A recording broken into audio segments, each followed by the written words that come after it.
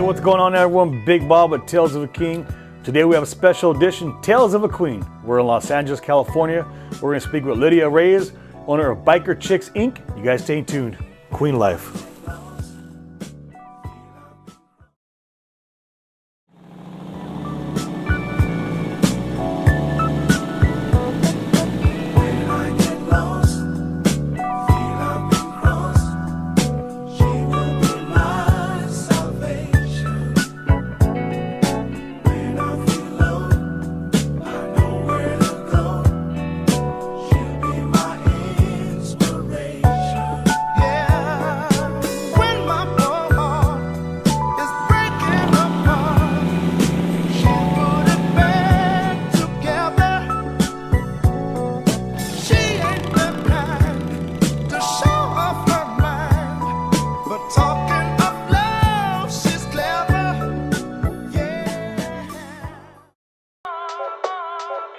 Hey, what's going on everyone? Big Bob, welcome back to another special edition of Tales of a Queen.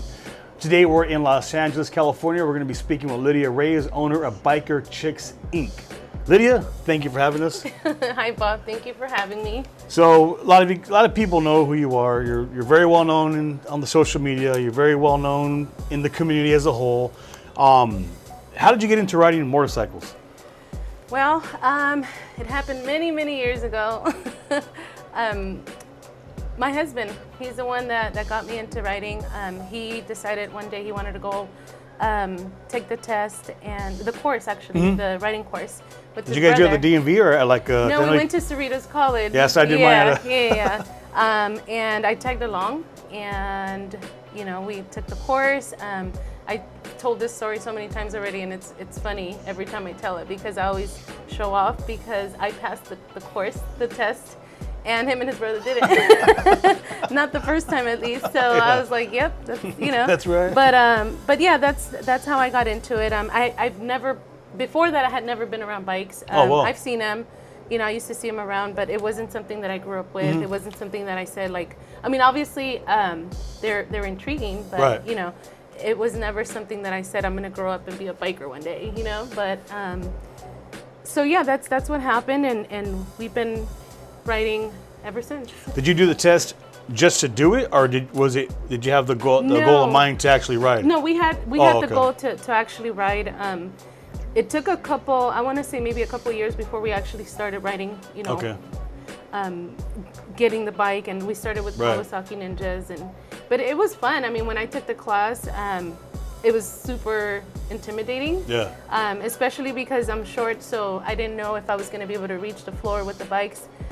I don't know if you've seen the bikes that they use. Yeah, they're like little hundreds or 125, yeah. the mini 125s. Yeah, yeah. 250. I don't know. They're small, but I was able to reach, and I'm like, this is all I need. I just need to reach the floor, and I'm good to go.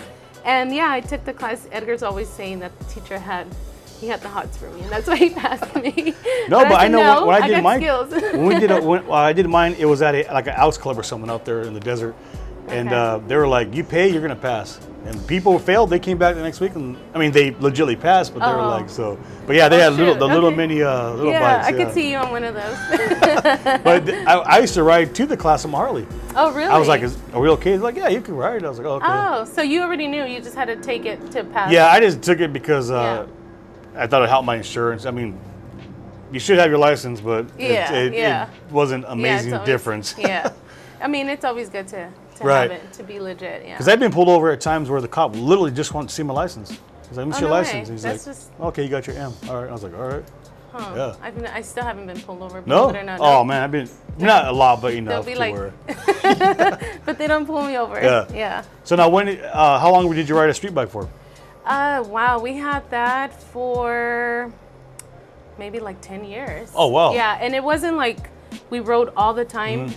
There was we rode. I found a group of girls I would ride with every now and then. We looked like Power Rangers, you know, riding. And so there was women. I mean, there's always been women riding. It was rare, but I found a couple. Yeah. It was 3 girls. We used to ride to like Hollywood, and we did little. You know, I used to ride just wherever I would find a chance. I would just get on the bike and go. I would ride to breakfast with my brother and sisters, and One time I almost fell off and flew off the 105, and they wow, were all shoot. freaked out. Never again. They never went with me again because they were just like, we don't want to see you die. And I'm like, hey, I kicked the wall and I got back on, so we're good. But yeah, I used to ride. We used to go to down PCH. We used to go to the Cheesecake Factory. Just whatever, Right. riding around here. It was nothing crazy, and then something, things happened. We took a little break. The kids came and we focused on other things, and always did the off-roading thing. Always did the not dirt bikes, the quads. And I had a Jeep, so we would do a lot of off-roading. Yeah, because your actual name is Lydia. 4x4 Ops. Yeah. A lot of people are like, what the Lydia Pops or Lydia 4 Pops? Or Yeah, I'm yeah. like, no, it's 4x4 Ops. I was super into off-roading. Oh, I wow, had the okay. Jeep, it was lifted. And so I've done different things throughout the years, but riding has always been, there. Right, Ever right. since we took the class and we, started riding. And then when I got the Harley, that's when we got all into it, and it was just him and I, nothing crazy until we came across the MC World and did that whole thing. Right. So you, as far as the Harleys go, you guys never rode as a couple?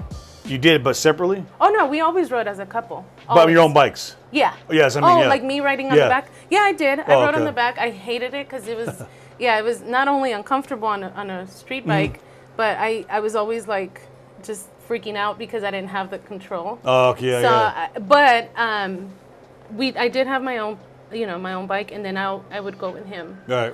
At first, it wasn't like, you graduate your course and you're a pro now. Right. You're still, you're still new. You still have to learn how to ride and on the streets or whatever. So I did do the back a couple of times, but it was only a few times. Right. Yeah, I didn't really care for it. You were born to have your own. Yeah, I didn't care too much for it. So now, what was the transition from, you said you started your family and all that. Did you jump right into Harleys, or did you jump back on the street bike and then realize I want something else? was on the street bike, and again, it was nothing that I really thought of other than I need a bigger bike because Right. this bike, it was a small engine. It wasn't like a big Ninja or anything.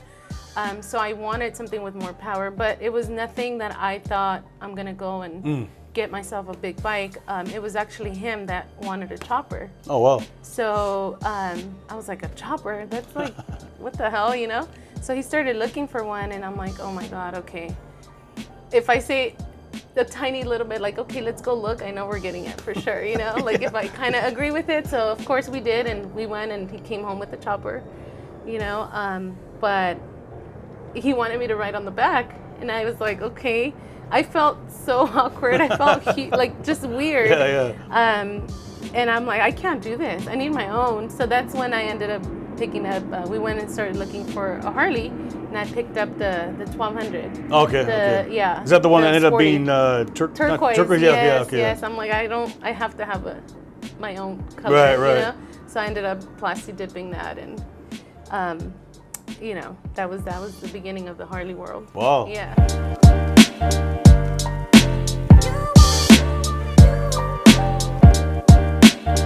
You guys transitioned from the street bike scene, Ninjas, Kawasaki's, to the Harley Davidson scene, I guess, because Yeah. the biker scene really ain't the biker scene. I don't think so. Like, No. it's all the same two wheels, right? But there's two different scenes. Did you Cultures. notice cultures? Yeah. Did you Yeah. notice a difference, or was it kind Definitely. of just sliding No, to Harleys? definitely. No, it was a whole nother world. Yeah, you have the street bike scene. It's all partying and being out there. Although we never really did all that, but it's out there, And anytime you're on a street bike, somebody pulls up next to you, trying to race. But I don't know. It was just a faster world, Right. like definitely a whole different scene. And the Harley world is a little more mellow, more. Let me ask this: Mm-hmm. Did you notice if the women were more dominant in the street bike scene opposed to Harley, or opposite? Based on my experience, yes, totally. I did see a lot more girls riding the street bikes, and Okay. I don't know if it's because that's what I saw and I just happened to be that way, or But I mean, I literally came across these girls at a gas station one day, and we Right. hit it off, and we're hanging out, and there's a bunch of other girls riding.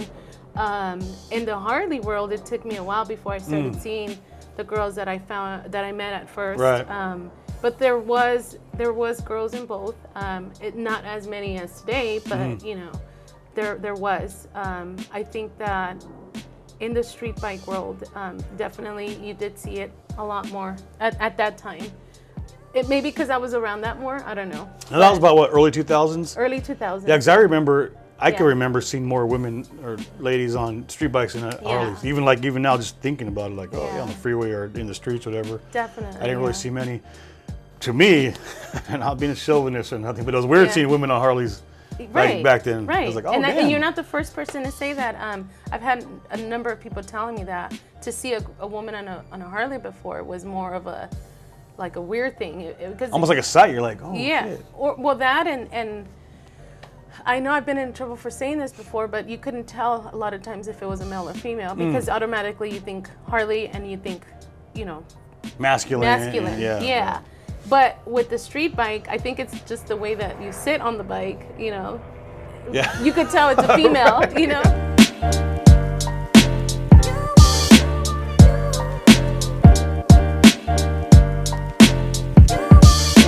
Yeah, with the Harley, it's a little the sitting position is a little bit different. So that's just my Right. opinion. No, definitely. Yeah, but nowadays you're starting to see a little bit more of the Harley and the Harley scene and the you know, the feminine side of it, you know. Right. Do you get a lot of women reaching out to you, or young girls, you know, asking for help or suggestions or, you know, advice? It's like, yeah, just pointers and yeah, I do get a lot of girls that message me and they say all these nice things, you know. It's nice to hear that because I didn't really think it made that much of a impact, but you know, it is empowering, and I hate to talk about women empowerment and feminism and all of that because that's not what my intentions. It's never been like, oh, I'm gonna go and empower all these females, you know. Right. It just kind of happened, and to see that I've made a difference in people's lives, not just from the females, but I get dads, you know, the fathers messaging me, telling me, you're such a good role model, and I want my daughter to grow up to be as strong and you know, as you, Right. you know, or as, you know, just getting that makes me feel good, you Right, know, because right. it's not just the girls, it's not just getting on a bike and, oh, I'm gonna empower these females. You don't need no man, like you can. No, that's not what I'm about Right, at right. all, because God knows I wouldn't be able to do this without my husband, especially when it comes to like the muscle part, you know. Right, But it feels good to be able to do some of the things, like let's say I didn't have him on a day where, you know, something happened, and at least I know what to do, Right, you know. right. And you get a lot of those messages where, well, I do, where it's like, oh, you inspired me. I started writing, you know. I've been watching your videos, and it inspired me to just get out there. I just got out of a divorce. I just lost my husband. You know, I grew up with men, and now I'm able to do it because now, you know, I see that there's more women out Right. there as opposed to before where it wasn't as common. So you get to see all those things happening, and it does, you know, it feels good. The I guess reasonings for people wanting to ride is so huge. Some people don't realize it. It's more than just, I want to be a badass on a bike. Like you said, I've known people who've lost a spouse or Yep. someone who wanted to free their mind, and man, that was a thing, or, you know, went through divorce and just, you know, I want to ride, or men or women. It's like, Yeah. it's more than just jumping on a bike and being a badass, whatever people, Yeah, whatever the whatever image they people have. envision, Yeah, yeah. it's more than that. I don't think people realize, unless you ride and you ride for the right reasons. I think some people might pick up a bike thinking it's a hobby or it's something that'll make them look cool. But when you're riding because you know what, you love that feeling, and, Right. and it makes you get away from, you know, whatever you're looking for, you know. If some people want to get away from reality, some people want to just feel that freedom, you know. But there are so many different reasons, you know. Like for my husband and I feel like it brought us closer together, even though we're not, Right, you know, right. like we don't even talk. I'm like, this is perfect. No, not this. Yeah, we're riding. We get to where we're going. We eat, have a few drinks, ride back, and that was great. Right, you know? right. And I think that, you know, it just does different things for different Right. people. You know, it depends on what you're looking for. And I've said this before, if you guys watch.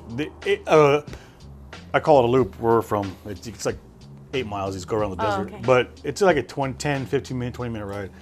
And by the time I get home, like, I'm good to go. Yeah. Like, it was like a little, just a little reset. I didn't Yeah. go nowhere but in town, and that little smash. Yep. And man, I'm like, woo, okay. Yeah. Whatever was wrong is gone. Exactly. That's exactly the best way to describe it, you know? And I don't know, when I jump on my bike, I feel like a badass. Like, Yeah, instant Yeah, badass, you just- right? yeah, you're like, yeah, that's instant. right, I'm coming You could through. be in I your probably look like a nerd, PJs, but- just, yeah, like being a homebody, and then the minute you hop Yeah. on, you're like, okay, you're this whole nother, you know, other person now, like a badass, yeah.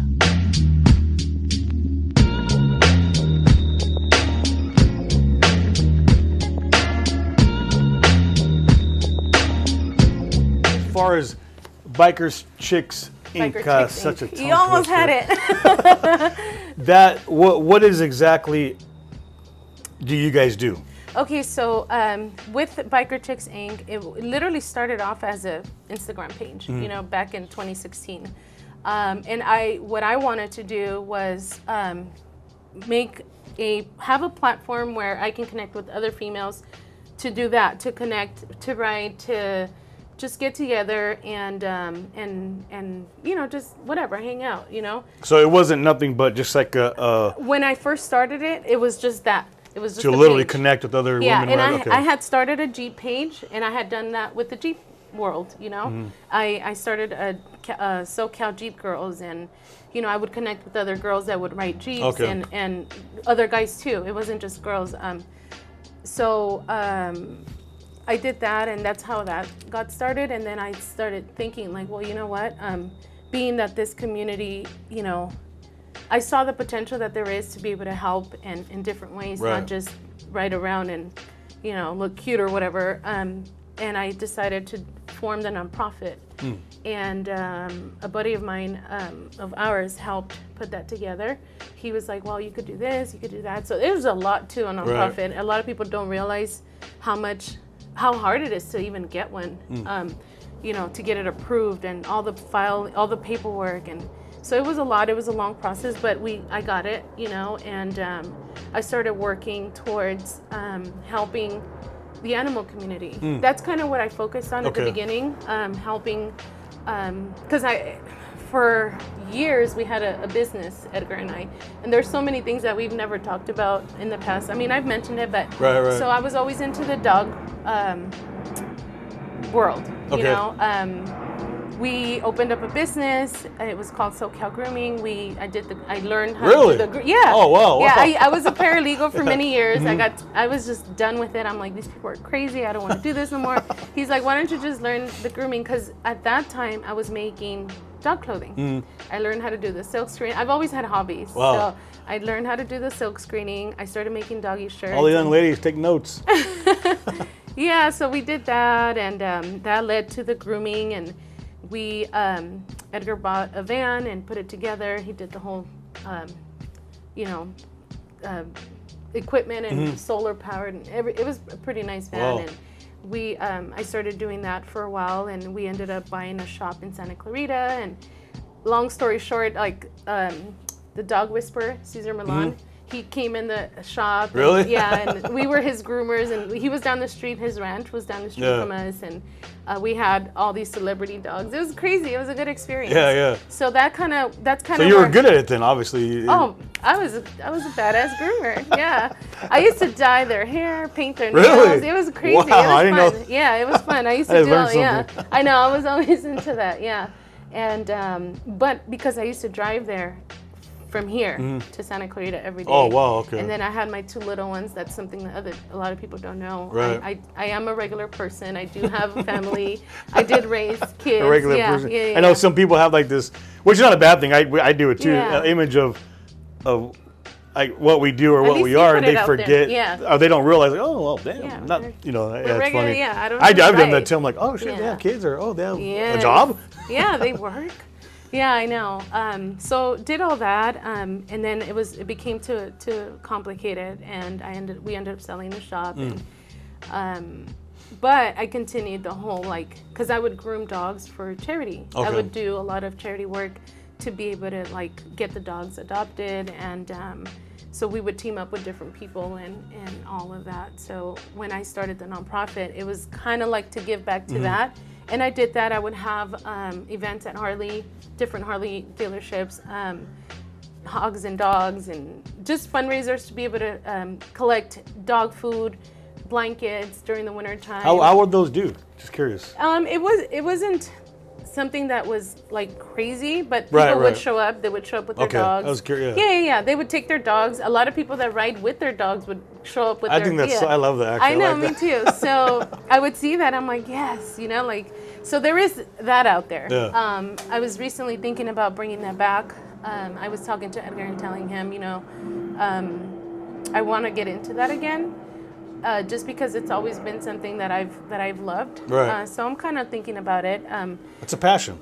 Yeah, definitely. And just to have that as, I can't sit still. I always have to be doing something. But I feel like right now I'm super busy, and if I, take on something else, it'll probably be too much. But that's what the nonprofit is about. And it just kind of spiraled into what I'm doing now, which is people ask for help in different ways.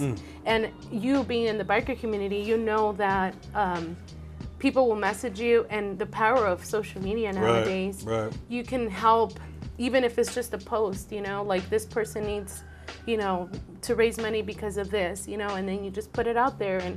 And so it just kind of became that, where if I'm able to help any cause, I'm there, and riding does have a big effect on people. Like if they see a person on a bike, you get that like, whoa, like it's got that whoa factor, and so I just figured, if I can help in different ways, I'll do it, so that's where I'm at right now. So it's a whole, not just biker related. No, it's at this point, if I can help, it's showing up to, I've done fundraisers for baseball teams. I teamed up with Hooters, and we did that for a while, where we would have events and they would donate a percentage of whatever they sold that day, and they would donate it towards the baseball team. I would raise money with the raffles and just donation boxes and stuff. Yeah, so I've done that. The blanket situation for the dogs. I've done different fundraisers for people that have been in need, and even just outside of the nonprofit, like when we were in the MC, we did that a lot too. That's kind of like what we did for the most part. Help. And Edgar and I were always like, reaching out, or people would reach out to us, and we were there regardless. And a lot of things, a lot of people would say things like, for the most part, when you're in an MC, you're not that approachable, you just don't look like an approachable person, But you guys, you're always cool. Like, you guys look friendly, you guys are nice, so people would just be cool with us, and it just kind of grew into like, oh, Lydia and Edgar, come on out, they'll invite us, and we'll roll up and be there, and that's why I feel like we have such a huge connection with a lot of the community. Right. And people are drawn to you guys, to you as a couple, as people, as persons. You know what I mean? Which is huge, because, like you said, a lot of people aren't approachable. Even people who are known, people are like, I don't want to go up to her. She looks kind of scary. She looks kind of scary. She's not smiling. I know. Yeah, it is. Not like you. that. I'm just saying. No. And I've gotten that too. And a lot of times I feel like, well, you don't know what's going on in my mind. Sometimes I feel like, people, obviously they're going to judge you, Right. But there's always so much going on, and I always say, like, if you give me a minute, give me a chance, get to know me, you'll see a different side, and I've always been very welcoming, and I think that helps, Right. Yeah. Personality is huge. It is. And I've said that before. I think because essentially you're a influencer. I don't like that word, but it's the truth. It's the truth. And if people can't, I'm just using you as an example. I'm not saying you, but if people can't approach you, then what good are you? Right. You know, how do you help if Especially if you're putting yourself out there as a member of a community, whether it's formal or informal. Exactly, Like right. you're out here representing, and I feel like we, as people that are influencers or representatives, whatever you want to call Right, it. right.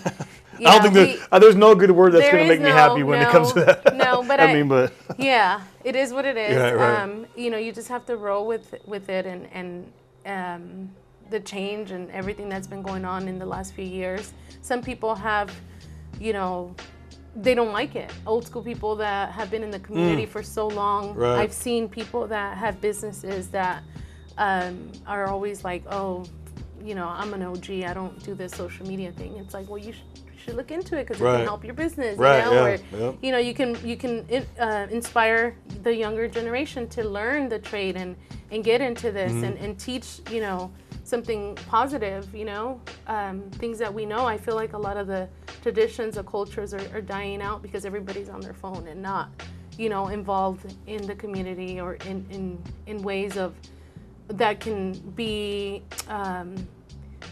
positive, Right, right. make a positive impact, you know, on the generation that's coming. That's, you know. I think the social media is a good tool. I mean, it's a great tool. I'm not even gonna lie, but I think what happened is, maybe I'm wrong, but the younger generation wants it now.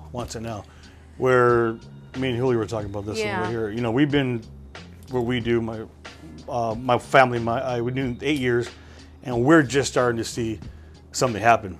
So a lot of Yeah. people are like, I've been doing it a year. I'm like, oh, I've been going at this for 7, 8 years. And I'm Believe just it or starting to see a not, positive note. Let me tell you, an Instagram year is like 10 years in real life. Right, you know? right, yeah. Because, you know, people see what's on, 2 seconds later, they're over it and they want to Mm-hmm. see. So literally those 2 seconds was like 3 months of your work. Right, You know what I right. mean? And I never looked at it like and that, I yeah. talked about this with Esteban Oriol when he was here.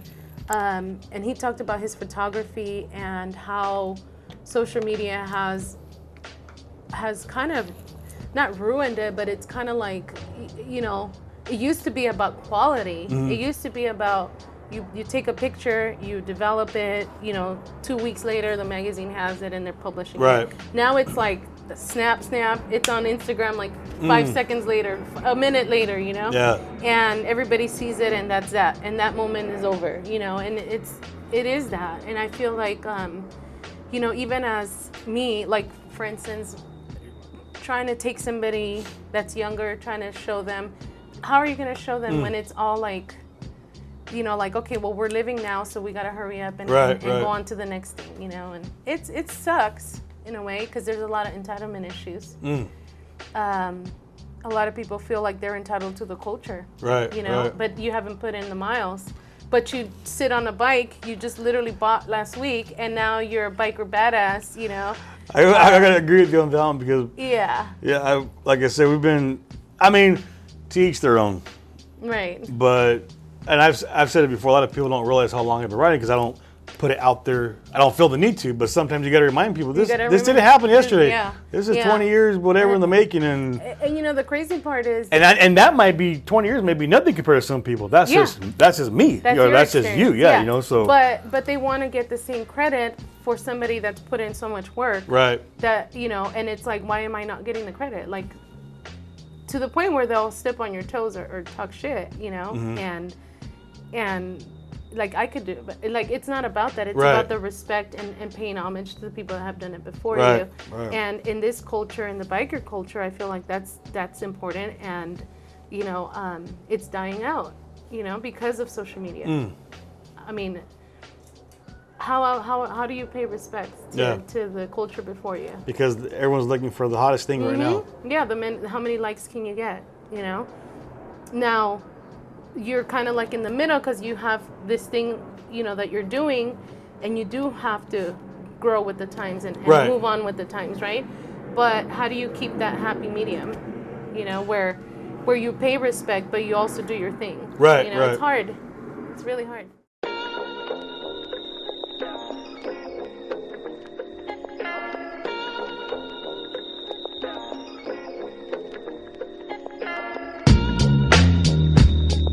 Something I want to ask: how do you know so many famous people? Sorry. You mean how do they know me? Or how do they know you? How did they get so lucky? I tell them, just call my agent. Just call me. Yeah. I don't know. It just I think what you said earlier about people gravitating towards my husband and I, for some reason, it's always been like that. Like even when we were doing the grooming, I mean, we had Tom Brady's dog here as we were watching him play on the Super Bowl. Wow. And Cesar Millan on this side, and we had, the housewives of Beverly Hills, whatever, in front. Yeah, Eva Longoria. Really? We had Eva Mendes' dog. Yeah. It's just something that for some reason or another we just kind of attract, or not attract, but like we just come across. And it's simple, you're human, I'm human, we're people. I'm not here with bad intentions. I'm not here to, whatever. I've reached out to people, they've reached out to me. They see what I'm doing, and people have reached out to me for the most part, and they're interested in what I'm doing, and that's how we've made contact with most of the people that we talk to. Awesome. Yeah. Real recognizes real. I think that's, at the end of the day, that's what it is, because my husband's down to earth. He's always been cool, and everybody that has met him has always said that he's, he's just a chill guy, and I'm the same way. I'm very just, we'll have a drink, get to know me, and we'll be cool, and that's it. That's it. That's always after a drink, right? Yeah. I mean, for the most part, you're breaking bread. Right. You're chit-chatting. If it's not for you, it's not for you. I mean, I'm not going to say I'm everybody's cup of tea. A lot of people, after a while, they have their intentions when they meet us. Some people have stuck around. Some people have they've learned, they've gotten what they wanted to get, and they move on. And cool. Vaya con Dios. That's what we always say. And that's it. So what does that mean for people who don't speak Spanish? Go to hell. No, I'm kidding. No. It's always, we've had a fair share in dealing with so many people all the time. You're going to get a lot of different reactions from different people, different opinions about how we are. If you don't, like they say, if you don't want to be criticized or talked shit about, then you're not, stay home, don't do anything. Yeah. So or you're not cut out for this line of work. Right. We have a lot of friends, not a lot, but we have friends that, have always been there for us and have shown us love, and thank God for them, because, they, a lot of times I reach out to, like Chato, for instance, he's always been a real important, in these last few years, an important person in my life, because whenever I need a reality check, or I need to double check on certain things that I know my husband's gonna be like, yes, you're fine. Right. But he'll be like, no, you're not fine, don't do that. Or, and just having that circle, that small circle, helps out a lot, Nice, yeah. Just being in this position that we're on, because it is tough. Right. We We just make it look good. Yeah, we just tend to have that like cruising, the hair flowing. The hair flowing. Yeah, easy. We make it look easy. Oh, but awesome. it's far from easy. Yeah. No, it's a lot of work. It is.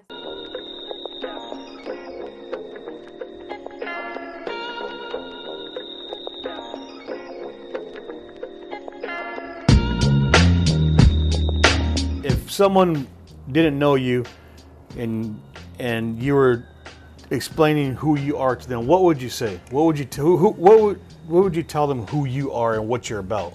Well, there are so many layers about me. It depends who's asking. If it's being on social media, there's only so many things that I talk about that a lot of people don't know, and I like to keep it that way. Right. My private life is private. The best things in my life are not on social media, so a lot of people think that what they see on there is like the best, and that's my life, and that's like, I'm so happy and proud of being able to have that, But in reality, that's not, that's not all. That's just a small part of who I am. I would say a lot of the things that I've lived through have made me who I am today. And just surviving my, childhood. That's one part of me. Growing up in the hood and being able to overcome that, and the different jobs I've had throughout my life, I've literally learned so much about so many different things, that I've been able to help. You're pretty much forever evolving. Evolving going with the times, pretty much. And because I want to one day look back and say, oh my God, I did all that, and for my kids to be proud and be, hopefully that's one thing I could do. Right, to have that, and not just that, but I think that makes me happy, being able to see other people and know that I was able to help, Right. Aside from that, home, we're happy at home. We Netflix and chill, coffee, bread, cake makes me happy, sweets. I know I've already put on like 5 pounds. I mean, we love food.